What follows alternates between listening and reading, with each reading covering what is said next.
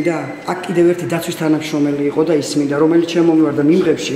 და ჩემი შვილი ააგდო გადით გარეთო დაცვის თანამშრომელი იყო და ის მაინტერესებს რომელია